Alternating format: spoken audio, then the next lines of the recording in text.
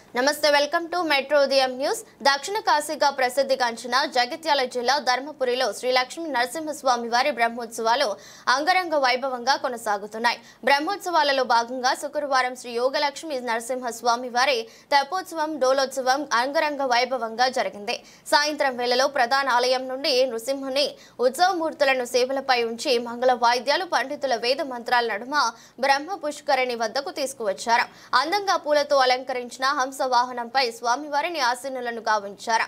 పిమ్మట బ్రహ్మ పుష్కరిణిలో స్వామివారి సేవలను కోనేరు ద్వారాల గుండా 5 ప్రదక్షిణలు గావించారు. అనంతరం కోనేరు మధ్యలో గల మంటపంలోని ఉయ్యాలపై స్వామివారి నుంచి అర్చకులు వేద పండితులు ప్రత్యేక పూజలు జరిపి డోలోత్సవం నిర్వహించారు. సుదూర ప్రాంతాల నుండి తరలి వచ్చిన వేలాది భక్తులు స్వామివారిని దర్శించుకున్నారు. ప్రభుత్వ విప్ ఎమ్మెల్యే అడ్లూరి లక్ష్మణ్ కుమార్, దేవస్థానం కమిటీ చైర్మన్ జక్కు రవీందర్, దేవస్థానం కార్యనిర్వహణాధికారి సంకటాల శ్రీనివాస్, నాయకులు, పుర ప్రముఖులు, భక్తులు భారీగా పాల్గొన్నారు.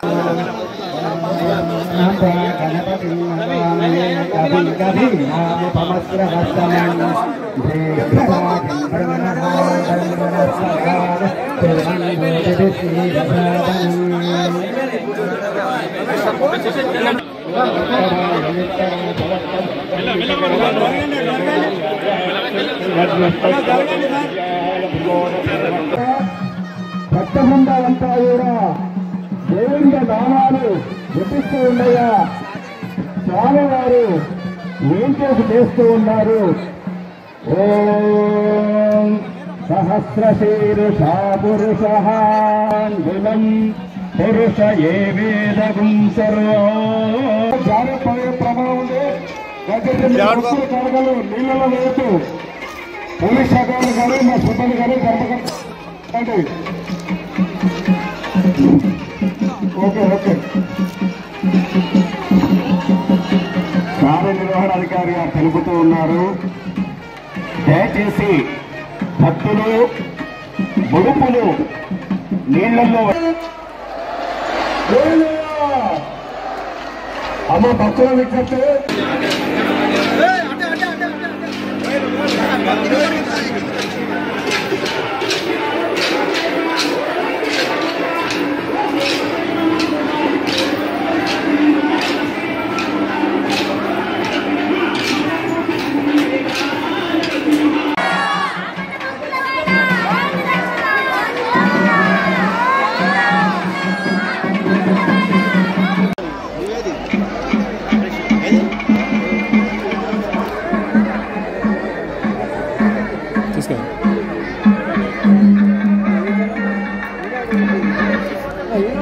చలో జాగ్రత్త అన్న, జాగ్రత్త పెట్టుకో, జాగ్రత్త చెంట వచ్చినట్టు జారినట్టు అలా ఉంటుంది.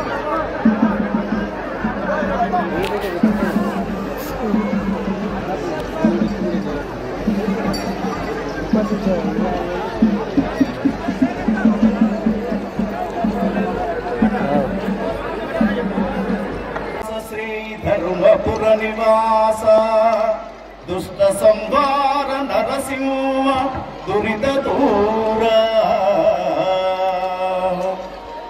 ఈ మకుటంతో విరాజిల్లుతున్నటువంటి నవనారసింహ క్షేత్రాల్లో విశేషమైనటువంటి క్షేత్రం తెలంగాణ ప్రాంతంలో నూతనంగా వెలిసినటువంటి జగిత్యాల జిల్లాలో దక్షిణ కాశీ ధర్మపురి క్షేత్రంగా విరాజిల్లుతున్నటువంటి స్వామివారి యొక్క బ్రహ్మోత్సవాల్లో భాగంగా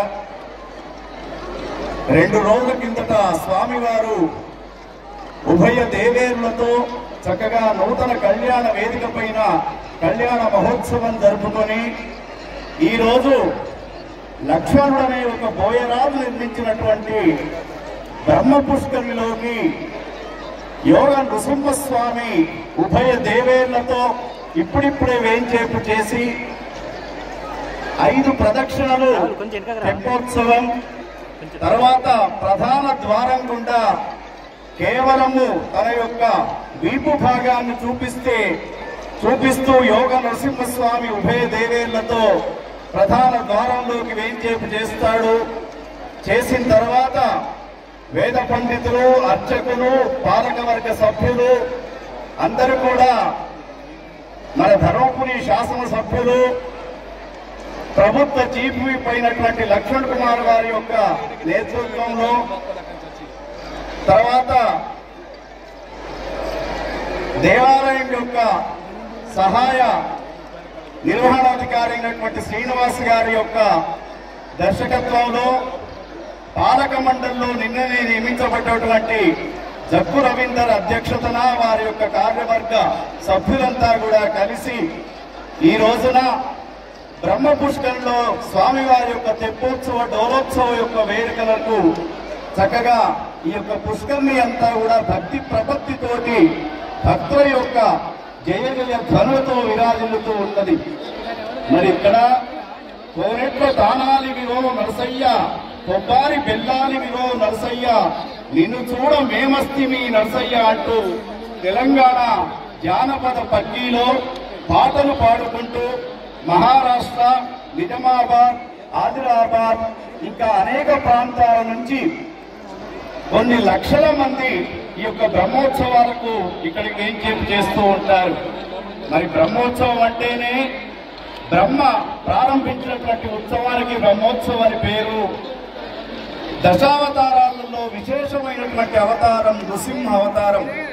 ధర్మపురి క్షేత్రంలో ప్రహ్లాద వరదుడైనటువంటి ఆ యొక్క నృసింహస్వామి యోగ నారసింహుడిగా, ఉగ్ర నారసింహుడిగా వెలసినాడు.